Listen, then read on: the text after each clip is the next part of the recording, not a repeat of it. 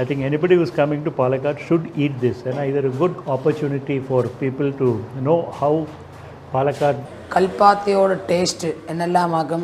കൽപ്പാത്തിക്ക് typical Brahmin food like മോരുകൂട്ടാൻ, രസകാളൻ, പാലിക്കാപ്പിട്ട്ള, മുളകൂട്ടൽ, അതുമാതിരിയുള്ള കാര്യങ്ങൾക്കെല്ലാം നിറയെ ആൾക്കാർ നമ്മൾ ഹോംലി ഫുഡ് ലൈക്ക് പണിട്ട് കൽപ്പാത്തിക്ക് വരുക. ഒരു സംരംഭം അല്ലെങ്കിൽ ഒരു ഹോട്ടൽ അല്ലെങ്കിൽ ഒരു വ്യാപാരം, ഒരു കച്ചവടം, ലാഭം ആ ഒരു രീതിക്ക് ചിന്തിക്കാതെ ഒരു സോഷ്യൽ ആംഗിളിലും കൂടെ ചിന്തിച്ചിട്ടാണ് ഈ സംരംഭം നമ്മൾ തുടർന്നു കൊണ്ടുപോകുന്നത്.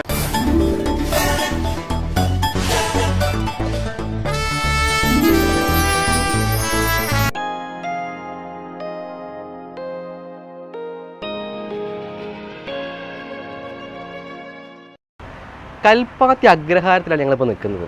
അത് ശരിക്കും പറഞ്ഞാൽ നല്ലൊരു ബ്രാഹ്മിൻസിൻ്റെ തനതായ രീതിയിലുള്ള ഭക്ഷണങ്ങൾ കിട്ടണമെങ്കിൽ ശരിക്കും നമ്മൾ കൽപ്പാത്തി തന്നെ വന്നാലേ പറ്റുള്ളൂ. അപ്പോൾ ഇവിടെ അതായത് ബ്രാഹ്മിൻസിൻ്റെ തനതായ ഭക്ഷണ രീതികൾ അതായത് പുറത്തുള്ള ആളുകൾക്കും കഴിക്കാനൊരു സൗകര്യം അവർ ഒരുക്കുന്നുണ്ട്. അപ്പോൾ ഇവിടെ നമുക്ക് എൻ്റെ പിന്നിൽ കാണുന്ന ഈ ഒരു ടേസ്റ്റ് ഓഫ് കൽപ്പാത്തി ആ ഹോട്ടലിൽ എല്ലാ രീതിയിലുള്ള ബ്രാഹ്മിൻസിൻ്റെ ഭക്ഷണങ്ങൾ ഉണ്ടെന്നാണ് അറിഞ്ഞത്. അപ്പോൾ അവിടെ പോയിട്ട് നമുക്ക് കാര്യങ്ങളൊക്കെ നേരിട്ട് കണ്ടറിഞ്ഞെങ്കിൽ നല്ലതായി. അപ്പോൾ നമുക്ക് കാഴ്ചകളിലേക്ക് കടന്നാലോ? വരൂ.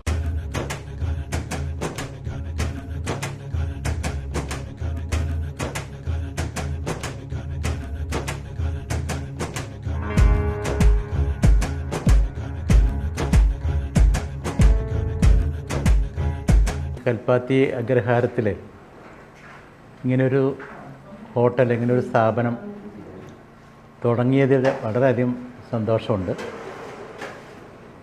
നമ്മൾ വീട്ടിൽ നിന്ന് കഴിക്കുന്ന ഭക്ഷണത്തിൻ്റെ സ്വാദ് ഈ ഭക്ഷണം കഴിക്കുമ്പോൾ തോന്നുന്നുണ്ട്.